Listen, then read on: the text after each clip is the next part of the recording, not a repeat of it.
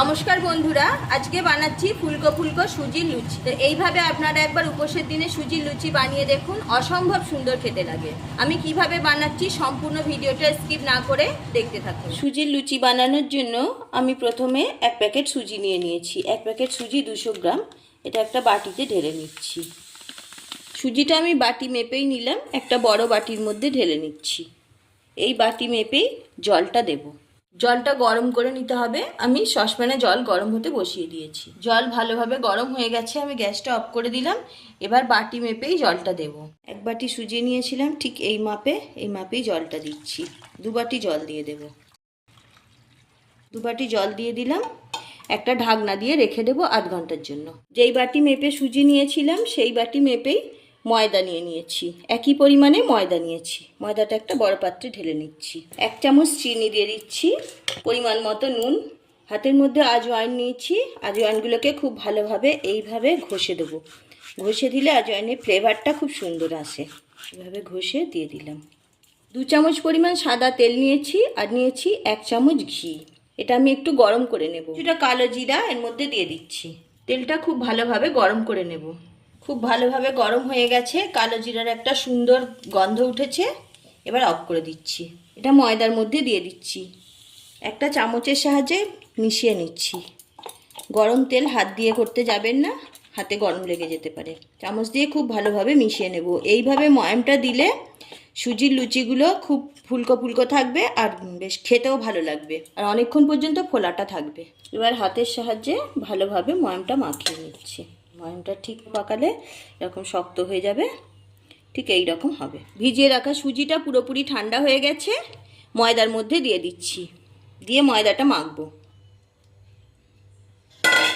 এবার ময়দার সাথে সুজিটা খুব ভালোভাবে মাখিয়ে নেব। ময়দার সাথে সুজিটা খুব ভালোভাবে মেখে নিয়েছি। দেখুন এইরকম চটচটে ভাব হবে একটা। কিছুটা নরম আছে। আমি আরও কিছুটা ময়দা অ্যাড করব। কিছুটা ময়দা দিয়ে দিয়েছি, খুব ভালোভাবে মেখে নেব। দেখুন মাখতে মাখতে একটা নরম ডো তৈরি হয়ে গেছে। এর মধ্যে কিছুটা তেল নিলাম, এবার ময়দায় মাখিয়ে দিচ্ছি। 10 মিনিটের জন্য রেস্টে রেখে দেব। 10 মিনিট পরে ফিরে এলাম। ডোটা অনেকটাই ফুলে গেছে আর সুন্দরভাবে সেট হয়ে গেছে। এবার আমি এ থেকে কিছুটা লেচি কেটে নেব। বড় সাইজ করে লেচি কেটে নিয়েছি। এবার এটাকে আমি বেলে নেব। রুটির আকারে বেলে নিয়েছি। এবার একটা বাটি নিয়েছি, বাটির মাপ করে কেটে নেব। এবার ধার থেকে এগুলো তুলে নেব। এইভাবে সবগুলো লুচি বেলে নিচ্ছি। তেল গরম হয়ে গেছে, লুচিগুলো ভেজে নিচ্ছি।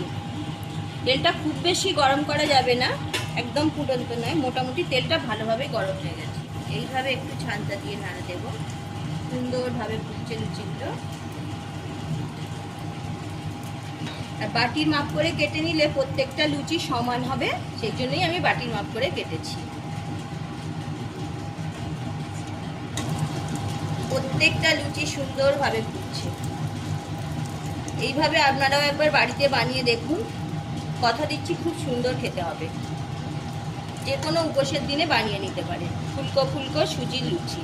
আমার এক দর্শক বন্ধু রিকোয়েস্টে আজকে আমি সুজির লুচিটা আপনাদের বানিয়ে দেখাচ্ছি।